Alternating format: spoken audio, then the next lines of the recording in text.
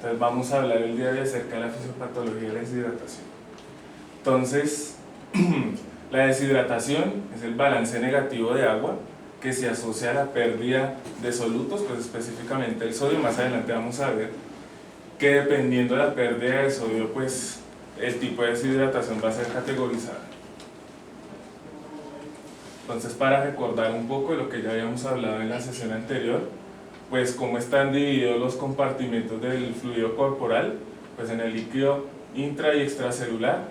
y lo importante es que el equilibrio se mantiene debido a la concentración de solutos que está inmersa en cada uno de los compartimentos. Pero en especial el balance de agua está ligado al balance de sodio. Entonces vamos a ver más adelante cómo la alteración de la concentración del sodio debido a la propiedad que tiene, que es la tonicidad, va a generar movimientos de agua y posteriormente pues va a generar un desequilibrio en el contenido de agua de los compartimentos. Entonces vemos que el balance de agua está dado por la ingesta y por la excreción de agua, ambos en proporciones iguales, 2.5 litros. La ingesta está dada pues básicamente por los líquidos, los alimentos sólidos y el agua producto de procesos metabólicos, y la excreción va a estar dada pues por las pérdidas sensibles y las pérdidas insensibles. Entonces las pérdidas sensibles serían la orina, que es la mayoría, 1.5 litros, y las heces, y las pérdidas insensibles están dadas pues por la respiración y la transpiración. Entonces ese es el equilibrio dado pues por el balance, pues, de la ingesta y de la pérdida. Entonces luego hablamos del concepto que es el volumen arterial circulante efectivo, que es la fracción del líquido extracelular que se va a encargar de perfundir todos los tejidos a través del sistema arterial, y como ya les había mencionado antes, pues está ligado directamente al balance del sodio. Entonces lo que vemos es que para determinar ese volumen circulante efectivo hay una integración de los parámetros hemodinámicos, que es básicamente una red circulatoria que va a estar compuesta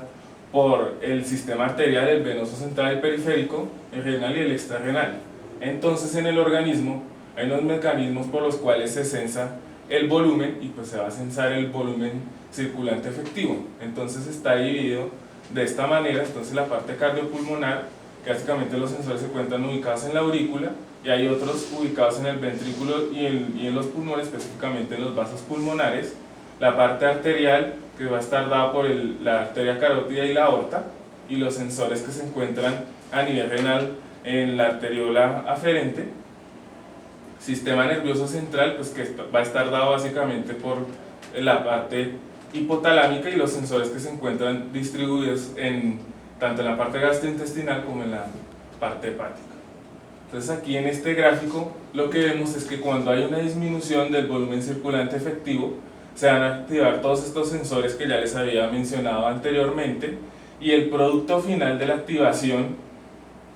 de censar todo este tipo de cambio del volumen circulante efectivo va a ser finalmente disminuir la excreción de sodio y por ende la excreción de agua. Entonces en la osmorregulación hay que tener en cuenta lo que ya les había mencionado antes, el balance entre la ingesta y la excreción de agua,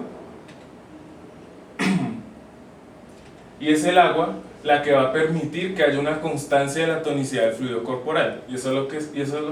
a lo que se denomina osmorregulación. Entonces esa osmorregulación va a ser censada por lo que como ya les había mencionado, principalmente por los osmoreceptores y las células del centro de la sed, que se encuentran ubicadas en el hipotálamo. Entonces básicamente esta región es la que va a identificar los cambios pues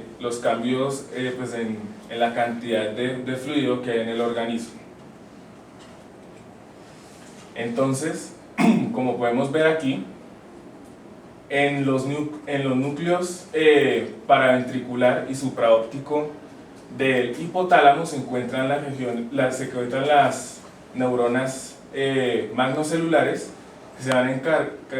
encargar de hacer de censar los cambios de osmolaridad en el organismo, y al haber un cambio de la osmolaridad cercano al 1 al 2%, se va a activar, se va a producir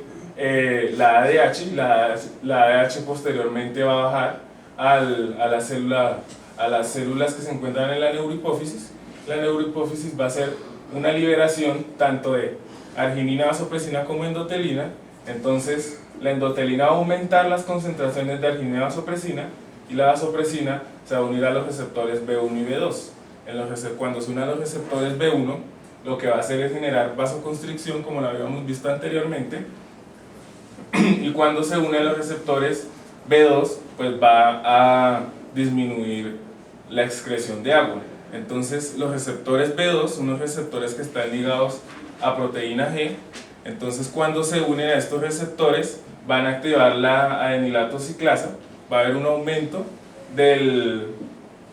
AMP cíclico, y eso lo que va a hacer es que se va a unir a unas vesículas que contienen a las acuaporinas tipo 2, y esas vesículas van a migrar hasta la membrana apical, y ahí van a ensamblarse y van a aumentar la permeabilidad del agua, y es de esta forma pues que se va a retener agua al interior de la célula. Entonces cuando hay una pérdida superior al 8% pues del agua corporal total, se va a activar otro sistema en respuesta al déficit de agua, que va a ser el eje renina-angiotensina-aldosterona. Entonces la renina, que está pues en una forma de proenzima, un zimógeno, entonces va a ser activada por la proconvertasa 1 y se va a transformar en renina. Entonces la renina va a generar una reacción que va a catalizar el angiotensinógeno y lo va a convertir en angiotensina 1. Luego esa angiotensina 1 a nivel pulmonar va a ser convertido en angiotensina 2, y la angiotensina 2 va a tener dos efectos. Primero va a bloquear la vía de las bradicininas, con lo que va a inhibir la concentración de esta enzima y pues va a generar mayor vasoconstricción, y a nivel de los receptores AT1 va a generar pues la vasoconstricción, y a nivel renal después a nivel de la corteza suprarrenal se va a producir pues la liberación de aldosterona, y la aldosterona va a retener sodio y va a eliminar potasio, y eso va a favorecer a la retención de agua dentro del organismo. Entonces tenemos que según la pérdida de la deshidratación va a ser clasificada según la pérdida de solutos y según el porcentaje de agua corporal perdida. Entonces, según la pérdida de solutos puede ser isotónica cuando la pérdida de tanto de agua como de sodio se da en porcentajes similares. La pérdida de otro tipo de deshidratación es la hipertónica, en donde hay una mayor pérdida de agua que de sodio, por tanto se elevan las concentraciones plasmáticas. Y luego la hipotónica, en donde hay una mayor pérdida de sodio, hay pérdida de agua pero hay una mayor pérdida de sodio, y según el porcentaje de agua corporal perdida va a ser del 5%, que significa que hay una pérdida de 50 cc por kilo, del 10%, que es de 100 cc por kilo, y del 15%, que va a ser de 150 cc por kilo. Entonces, respecto a la etiología, tanto la deshidratación hipotónica como isotónica se va a ver a dos tipos de pérdidas, las pérdidas extrarrenales y las renales. Entonces, dentro de las extrarrenales se encuentran pues dadas por la parte gastrointestinal, pues que son las fístulas, el vómito y la diarrea, también pérdidas cutáneas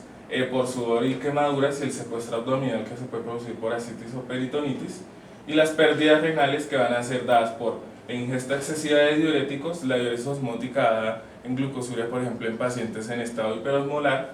y también ya pues por compromiso del parénquima renal dado pues por enfermedades de este origen. Y la deshidratación hipertónica pues se va a presentar básicamente en pacientes también, como lo habíamos visto, con estado hiperosmolar, diabetes insípida. También se ha visto que por iatrogenia es muy común que se presente este tipo de deshidratación cuando se hace una reposición excesiva, y también tenemos que recordar el secuestro que se produce dado por el fenómeno del tercer espacio, en donde hay una ocupación de espacios como la pleura, el pericardio y pues el componente articular, en donde se va a depositar fluidos que no van a contribuir al equilibrio que ya habíamos mencionado anteriormente, tanto en el líquido extracelular como en el líquido intracelular. Entonces, después de haber visto eso, aquí vemos las manifestaciones clínicas de la deshidratación, que básicamente se van a evidenciar en la piel por la turgencia, las mucosas. En niños se ve más que todo pues, el hundimiento de los globos oculares y de la fontanela pues, en los más pequeños. También va a haber una alteración del estado de conciencia debido a la disminución de la velocidad del flujo sanguíneo cerebral y también por la disminución del oxígeno disponible que va a irrigar el tejido cerebral, la respuesta compensatoria a la disminución de la tensión arterial, que va a ser pues, el aumento de la frecuencia cardíaca. Entonces aquí, como lo vemos, dependiendo del tipo de alteración del nivel sódico, pues se van a presentar pues, las alteraciones en cada uno de estos componentes semiológicos que habíamos mencionado anteriormente.